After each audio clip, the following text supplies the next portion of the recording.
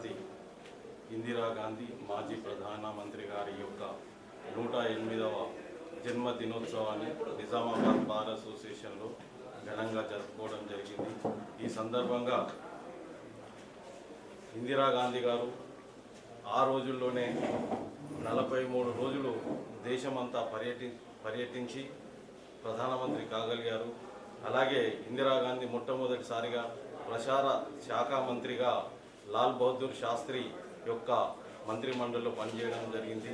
తర్వాత తను 15 సంవత్సరాల 350 రోజులు ప్రధానమంత్రిగా సుదీర్ఘకాలంగా మన భారతదేశాన్ని పరిపాలించారు. వాజ్పేయి గారు ఇందిరాగాంధీ గారిని ఉక్కు మహిళగా ప్రశంసించడం జరిగింది.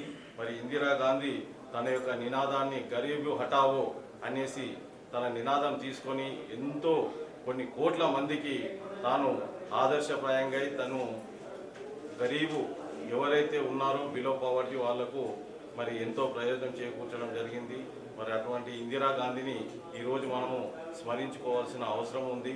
తాను భారతదేశ యొక్క ప్రగతికి పునాదులు వేసిన ఇందిరాగాంధీ యొక్క జన్మదినోత్సవ సందర్భంగా మరి జిల్లా ప్రజలందరికీ శుభాకాంక్షలు తెలియజేస్తూ ఉన్నాను. అలాగే ఆమెకు భారత రత్న కూడా ఇవ్వడం జరిగింది. లెనిన్ శాంతి బహుమతి కూడా ఇవ్వడం జరిగింది. అలాగే ప్రధానమంత్రి గారు మన నిజామాబాద్కు కూడా ప్రధానమంత్రి హోదాలో మన నిజామాబాద్ కూడా రావడం జరిగింది. ఆమె నిజామాబాద్ ప్రజలంటే చాలా ఇష్టం. ఎందుకనంటే ఇక్కడ రామ్ గోపాల్ రెడ్డి గారు అనేసి పార్లమెంట్ మెంబర్గా 3 సార్లు వారు ఇక్కడ ఉన్నారు. వారి యొక్క రెడ్డి గారు అని రామ్ గోపాల్ రెడ్డి గారిని అనేవారు. నిజామాబాద్ అంటే వల్లమాలిన అభిమానం. మన యొక్క షుగర్ ఫ్యాక్టరీకి తన ఎంతో చేయూతనివ్వడం జరిగింది.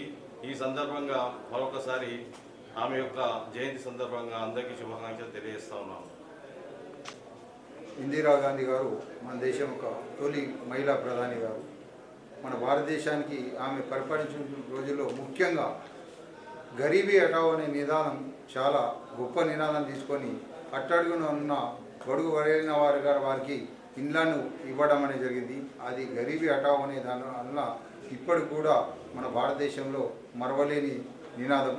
అదేవిధంగా పాకిస్తాన్పై 1971లో యుద్ధం చేసి బంగ్లాదేశ్ ఏర్పడడానికి ఆమె ఎంతో తోడుగా ఉన్నది. అప్పటి నుంచే ఆమెను ఉక్కు మహిళగా పిలవడం అనేది జరిగింది. ఆమె చేసిన సేవలు మన దేశానికి అనేకం ఉన్నాయి. అదేవిధంగా భారతదేశానికి సంబంధించింది అంతరిక్షానికి సంబంధించిన దాంట్లో మొట్టమొదట అడుగు వేసి మన దేశాన్ని అప్పుడే అణు శాస్త్రానికి పునాదిగా వేయడం అనేది జరిగింది.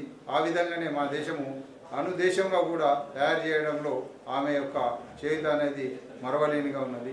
ఆ విధంగా ఇందిరాగాంధీ సేవలు మన దేశానికి మరవలేని చెబుతూ ఈరోజు జయంతి సందర్భంగా మరొకసారి అందరికీ కూడా ఆమె జయంతి శుభాకాంక్షలు తెలియజేయండి.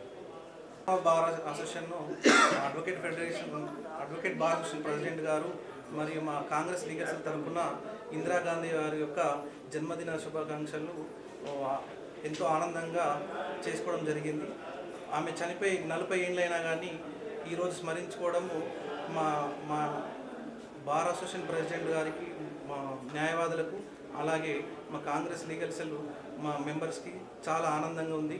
ఆమె ఇందిరాగాంధీ గారు ఐరన్ లేడీగా మరియు పేదలకు, బడుగు బలహీన వర్గాలకు ఎంతో ఉన్నతమైన సంస్కరణలు తీసుకొచ్చి మన దేశ పరిపాలనకు తోడ్పడడం జరగడం జరిగింది. అలాగే తను చేసిన సేవలు మేమందరము స్మరించుకోవడం ఇక్కడ జరిగింది. దివంగత మాజీ ప్రధాని ఇందిరాగాంధీ జయంతి సందర్భంగా శుభాకాంక్షలు తెలియజేస్తూ భారతదేశ మొదటి మహిళా ప్రధానిగా ఎన్నో సంస్కరణలు చేసి గరీబీ హటావో కానీ మరియు శాస్త్ర సాంకేతిక రంగాలలో కానీ అంతరిక్ష రంగాలలో కానీ భారతదేశాన్ని ఒక ఆధునిక భారతదేశ నిర్మాణానికి తన జీవితాన్ని త్యాగం చేసి ఆఖరికి దేశం కోసం ప్రాణత్యాగం చేసిన ఇందిరాగాంధీ జయంతి సందర్భంగా మా నిజామాబాద్ బార్ అసోసియేషన్ కానీ మరియు జిల్లా కాంగ్రెస్ కమిటీ లీగల్ సెల్ పక్షాన ఇందిరాగాంధీ గారి జయంతి శుభాకాంక్షలు తెలియజేస్తారు.